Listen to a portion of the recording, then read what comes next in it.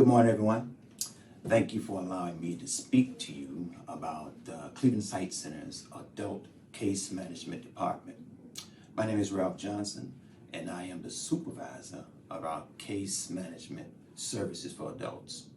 I'd like to first make a distinction between adult case management services and that of our infant and children case management services. In brief, from infants throughout the age of 18 and in some cases up until the age of 21, our Children's Services Division is responsible for providing intervention.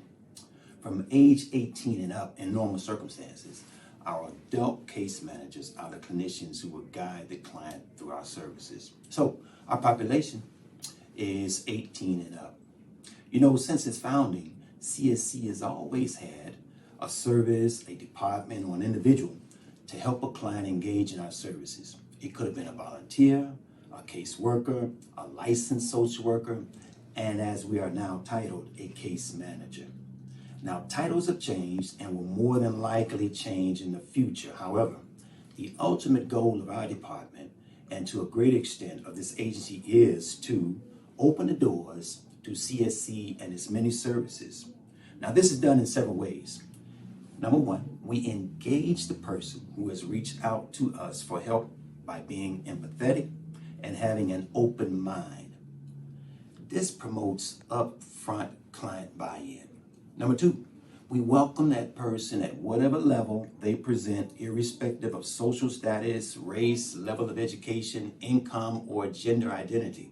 But most importantly, we welcome that person at their own level of adjustment to vision loss. Bottom line is this: you contact us and we will respond. This again also promotes client buy-in as well as affirmation from our stakeholders and partners in the community. Some of those stakeholders and partners are hospitals, doctors' offices, the state of Ohio, senior centers, and even nursing homes. This affirmation and buy-in simply affirms that we are the go-to agency for those who are blind and visually impaired. Number three, we help direct the individual's stated needs and goals and objectives so that the end game and the ultimate outcome amounts to increased growth and empowerment at a level of their choosing. This also promotes client buy-in. Now, with that being said, the big question is, how can or does a client arrive at this level of growth and empowerment? Well, the magic happens when we, as case managers, all of whom who hold a master's and or are licensed in social work, use a mixture of clinical models, active listening, and good old-fashioned intuition, all the while by fostering, again, client buy-in and autonomy. In other words, we need to objectively know what's the matter. What's going on with Ralph? What's going on with the client? Well, two clinical models that we as case managers incorporate in finding out what's the matter are evidence-based practice and the integrative approach to case management. Now, here are the clinical definitions of both. Evidence-based practice is a conscientious problem-solving approach to clinical practice that incorporates the best evidence from empirical data, patients' values, patients' preferences, and ultimately a clinician's expertise in making decisions about a patient's service needs. That's the evidence-based practice approach. Now, the integrative approach model is often described as person-centered, meaning it considers the physical, emotional, community, and spiritual well-being of a client, all in an attempt to find short and long-term solutions and measurable outcomes. Now, when you boil down those two clinical textbook definitions to the basic component, what they really amplify is this. One, open the door literally and clinically speaking to our knowledge, empathy, experience, professionalism, and skill set.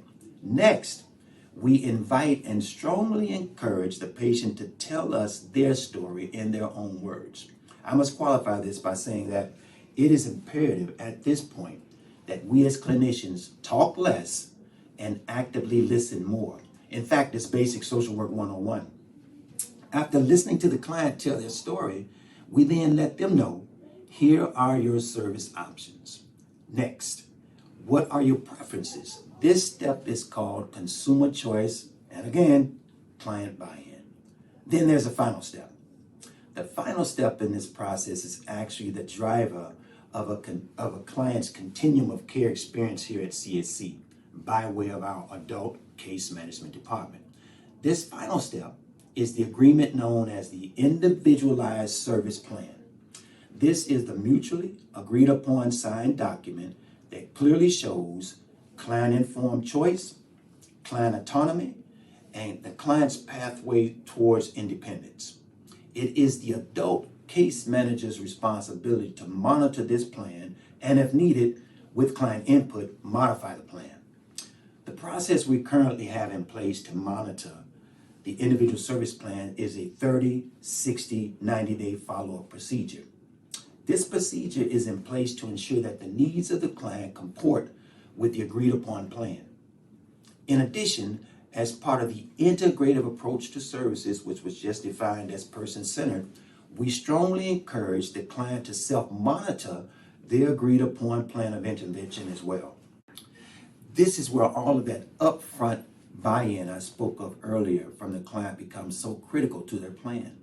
For if the client is not bought in, or is not ready for services, or believes we cannot empathetically help them move forward, then the plan in and of itself is a non-functional document. So again, client buy-in is one of the key factors to a successful outcome, and as case managers, it is our duty to help foster and develop that buy-in, that upfront buy-in from the client.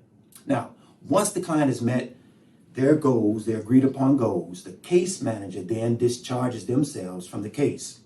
Once the client is done with all agency services, the case is then made inactive.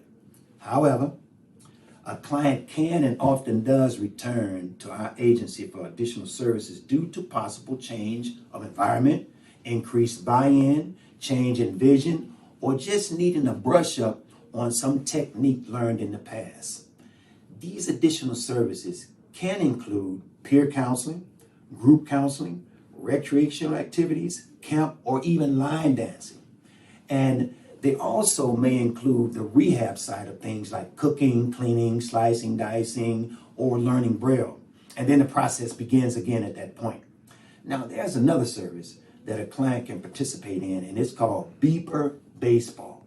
In fact, about a month ago, there was a small expose on a local news station about this sport for blind and visually impaired individuals of the Cleveland Sight Center. I must say, if you have not witnessed this baseball game for blind and visually impaired folk, please put this on your to-do list. It is simply amazing, entertaining, and educational. So to piggyback on that metaphor, my presentation at this point is rounding third and coming home. So we as adult case managers, number one, open the door to our knowledge, our empathy, our experience, our professionalism and skill set. We invite and strongly encourage the client, tell me your story. You tell me what's going on. We then let you know this is what we can do. In other words, here are your Cleveland Sight Center service options. You tell us, what are your preferences? Lastly, we make it happen by drawing up a blueprint clinically known as the Individualized Service Plan. Therefore, in keeping with the Cleveland Sight Center's mission statement, all of this intervention by our adult case managers is simply designed to engage, educate, empower, and have the client employ those skills that she or he has learned. That, ladies and gentlemen, is what we do in the adult case management department of the Cleveland Sight Center.